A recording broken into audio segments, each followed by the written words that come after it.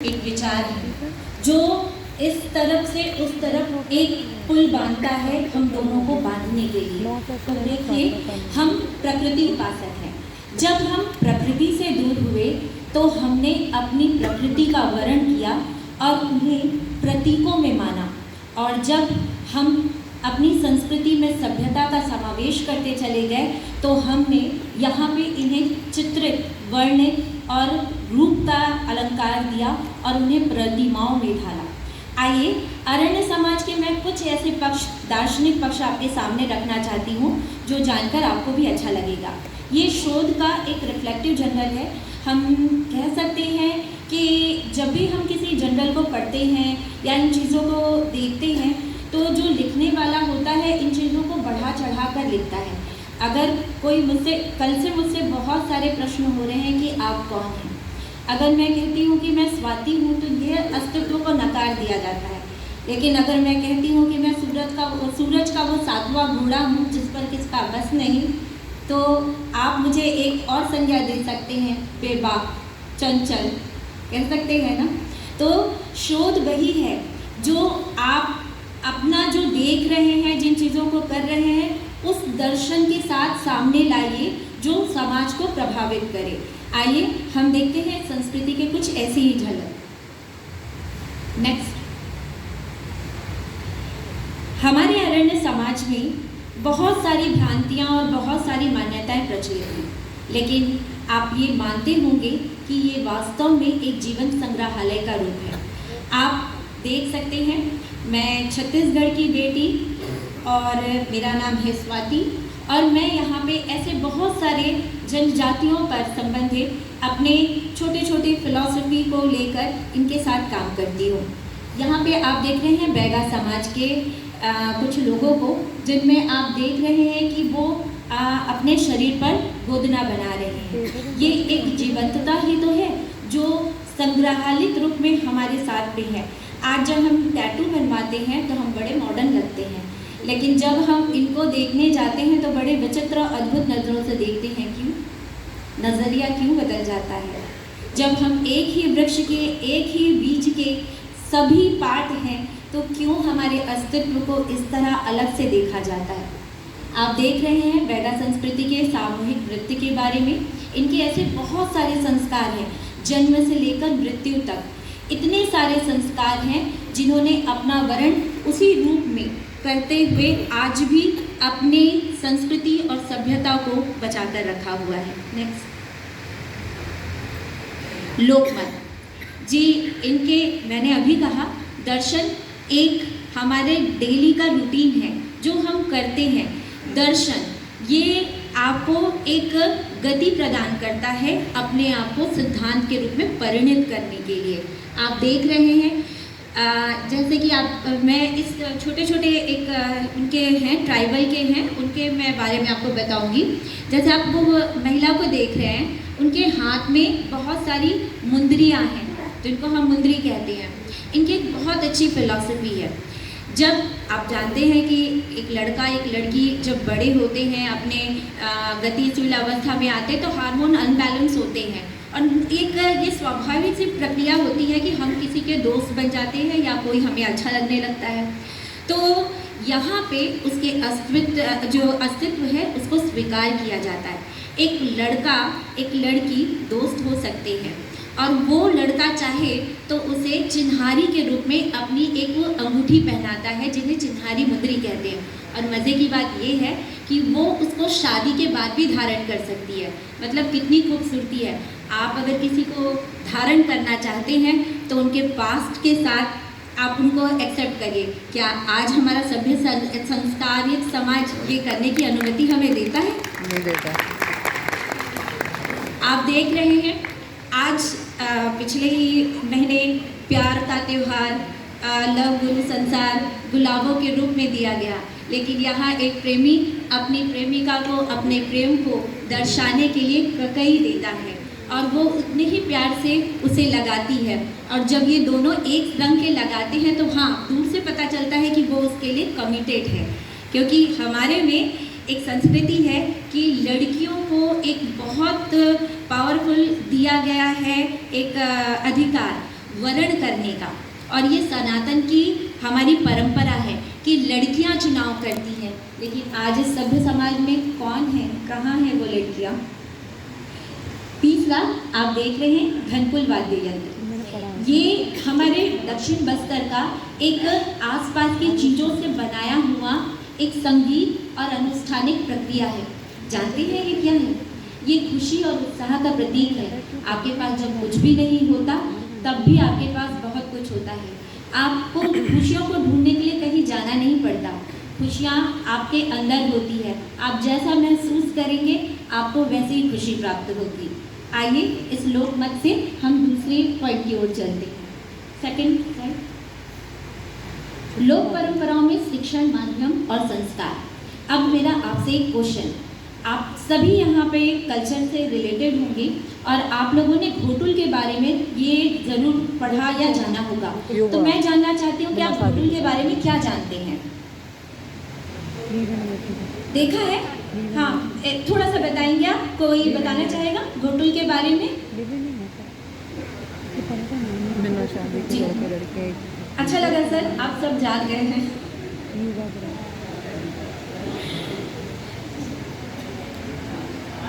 हाँ सर, घोटुल एक युवाग्रह है। हाँ, घोटुल एक युवाग्रह है। लाइक लिव इन रिलेशनशिप जो अभी चल रहा है वेस्टर्न सोसाइटीज में, तो उसके जैसा ट्राइब्स में ये बहुत पहले से चला आ रहा एक युवाग्रह है, जहाँ पे जो युवा लड़की और लड़के हैं एक साथ रह के और अपना विवाह के लिए साथी चुनने की कोशिश करते हैं। जी, अब आपसे एक और सवाल, आपको किसने कहा ये लिव इन रिलेशनशिप का रहने वाला घर है? जी जी नहीं, मैं लिव इन रिलेशनशिप जैसा नहीं बोल रहा हूँ। हाँ, बट जो अभी हम लिव इन रिलेशनशिप जैसा कुछ वेस्टर्न में देख रहे हैं, हम उसको इससे रिलेट कर सकते हैं। किसने कहा आपसे? आप किसने कहा, आप यही बताइए। ये मेरा मत है। आपका मत है? तो ये मत आपका कहाँ से बन गया? दरअसल घोटुल को पढ़कर और लिव इन रिलेशनशिप को पढ़कर कि जैसे हम लिंक बना पाते हैं, है ना, कि विवाह के पहले कुछ हम कर रहे हैं। जी, गलत हो सकता हूँ, बट यही मत है। जब एक लेमन की लैंग्वेज में हम जब देखते हैं तो ऐसा बन जाता है। जी, मैं यही कहना चाहती हूँ, जब तक आप किसी को पहचानते नहीं तब तक आप उसके बारे में जानते नहीं। क्या आप जानते हैं? अब बताइए, पहचानना और जानना दोनों में अंतर होता है। घोटुल एक ऐसी परंपरा है, ये बिल्कुल पैरेलल है गुरुकुल व्यवस्था के तहत। लोगों ने अपनी धारणा के अनुसार इन्हें प्रतिपादित किया है। हमारा जीवन 5 सिद्धांतों पर चलता है, जिसे पंचकोशी सिद्धांत कहा जाता है। और उस पंचकोशी सिद्धांत में अन्नमय से लेकर बाह्यमय और प्राणमय, मनोमय सारे हमारे कोशों की बात की जाती है। लेकिन फिर भी विडंबना ये है कि हमको जो चाहिए होता है हम बस उसी का वर्ण करते हैं और अपनी तरह से तोड़ मरोड़ के चीज़ों को दुनिया के सामने रख देते हैं। लेकिन ये गलत परंपरा है। आप जब तक उनके पास जाएंगे नहीं, उनकी संस्कृति को समझेंगे नहीं, तो वही कैसे होगा। रासेल और हीरा दास जी जो थे वो ऐसे ही वेरियन एल्विन के साथ गए। उन्होंने कहा कुछ, उन्होंने समझा कुछ, उन्होंने लिखा कुछ, और ये ऐसा हो गया।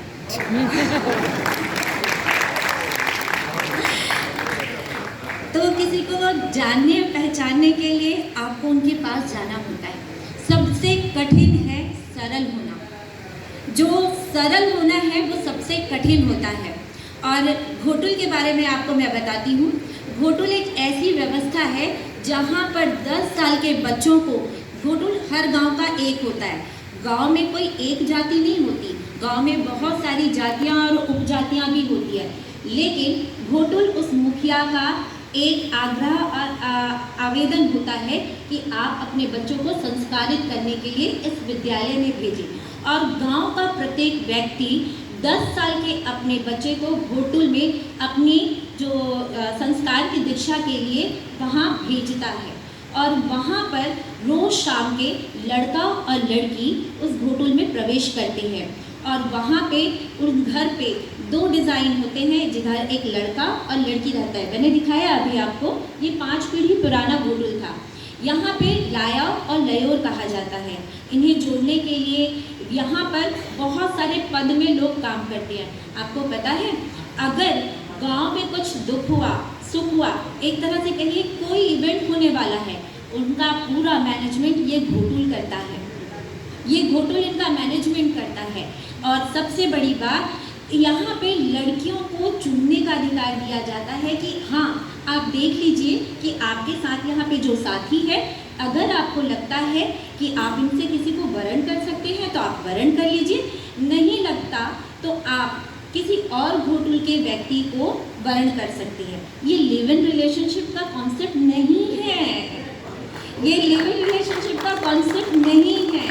और एक लड़का अगर जो बच गया, उसको तब तक इंतज़ार करना पड़ता है जब तक कि कोई लड़की उसका वरण ना कर सके।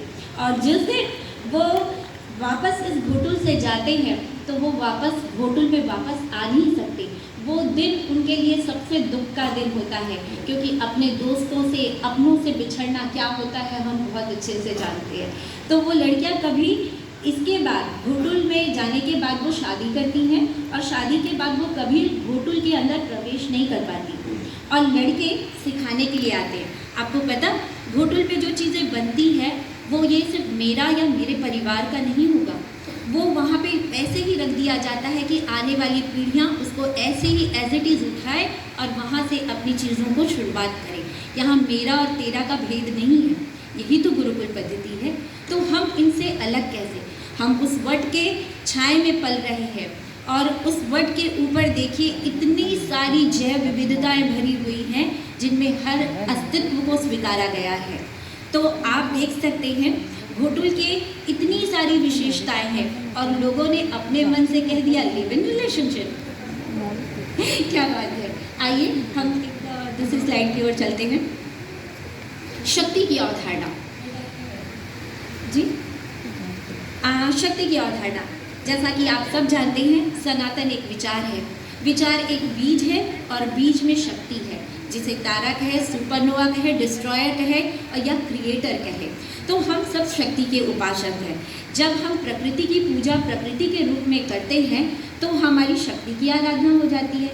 नैना देवी का क्या कोई आकार है, या ज्वाला देवी का कोई आकार है, कि वो पिंड में रूप में बैठी हुई त्रिकुटा देवी का कोई आकार है? वो तो नेचर ही है ना। तो आप इन्हें प्रतीकों में क्यों बांटते हैं, और हमको क्यों बोलते हैं कि ये खैर माता है तो वो आपकी माता है, वो बूढ़ा देव है तो वो आपका देव है? बूढ़ा मतलब कौन? हमारे पूर्वज ना। उन पितरों में तो वो कई पीढ़ियाँ समाहित है ना, जो एक के ऊपर एक के ऊपर एक ले ले तो एक आकार रूप में अपने आप आते हैं। उसी को ही तो हम स्वयंभू कहते हैं ना। तो हम आपसे अलग कैसे हैं? हम इसी सनातन परंपरा का एक भाग हैं, इसका हम एक जड़ हैं। आप देख रहे हैं ये आंगा देव, आंगा देव जिन्हें बूढ़ा देव कहा जाता है, जिसे लिंगा पेन कहा जाता है। पेन मतलब देवता, लिंग आकार है, और जब इसको धारण किया जाता है तो उन्हें आंगा किया जाता है, अपने कंधों में रखा जाता है। आंगा खुशी का एक रूप नहीं होता, दुख का दो रूप नहीं होता। हमें सुख और दुख के लिए साथी की ज़रूरत होती है।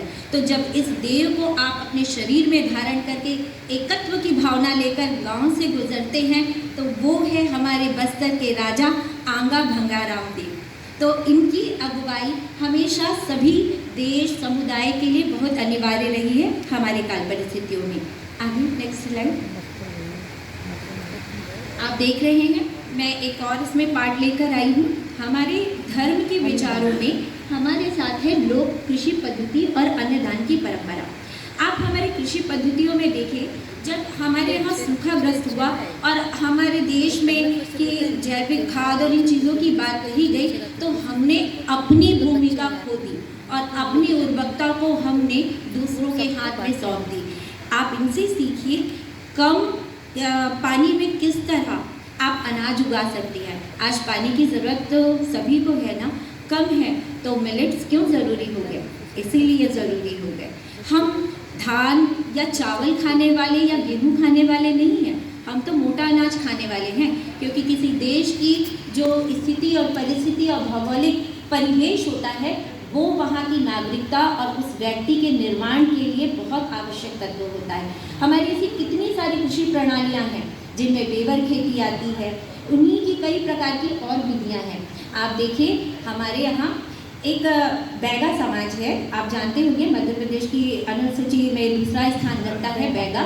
उनकी लोक संस्कृति में एक कहावत है, खड़ खपड़ मुड़ बोझा, मतलब ईश्वर आप मुझे उतना ही दीजिए जितना मैं अपने सर पर लेकर चल सकूं। क्या आज हम इस तरह की धारणा को लेकर चलते हैं? बिल्कुल नहीं।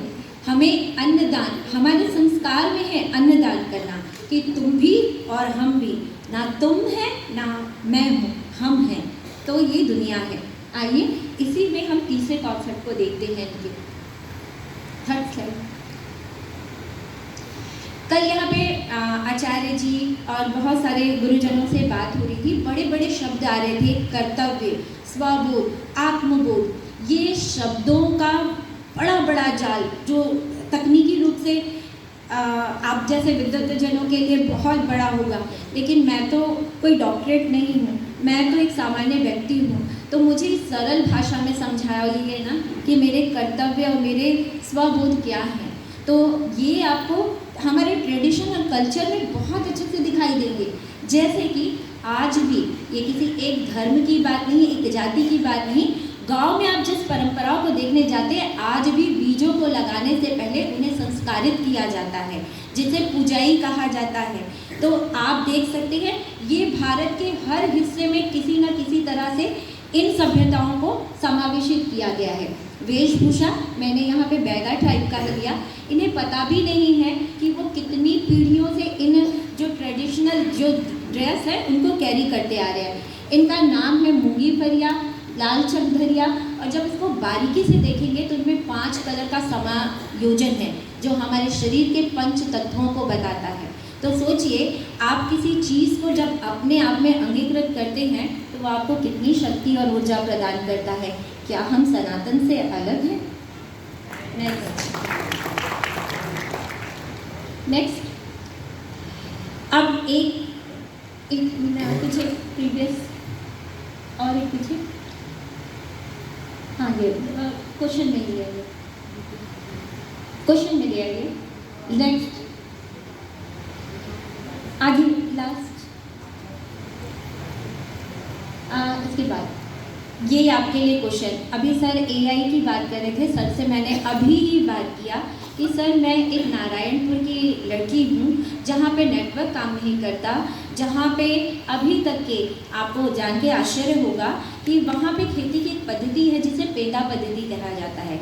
ये पेंदा पद्धति का मतलब ये होता है वो ज़मीन उनके लिए सुरक्षित है, ना वो सरकार की है और ना पे वहाँ पे उनके लोगों का भी मालिकाना हक नहीं है। तो आप समझ सकते हैं वो कितना क्रिटिकल एरिया होगा। वो लगभग 4000 वर्ग किलोमीटर का एरिया है, वहाँ पे नेटवर्क भी नहीं पहुँचता। तो क्या एआई के जरिए हम उनकी भाषा, उनकी संस्कृति के डाटा को कलेक्ट कर सकते हैं? ये सर के साथ अभी हमने एक बात की, सर ने प्रोजेक्ट कहा, लेकिन ये सवाल आपके लिए, आप देखिए क्या हम इस लोक संस्कृति के इन बृहद दर्शन को एआई और किताबों के माध्यम से समझ पाने के लायक हैं? धन्यवाद। बस यही सवाल के साथ आपको मैं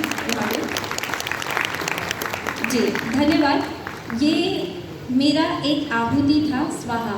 मैं चाहती हूँ कि आप भी इस महायज्ञ में भाग लें और अपनी आहुति देकर इसे पूर्णाहुति में एक संकल्प भारत के रूप में प्रतिष्ठित करें। धन्यवाद।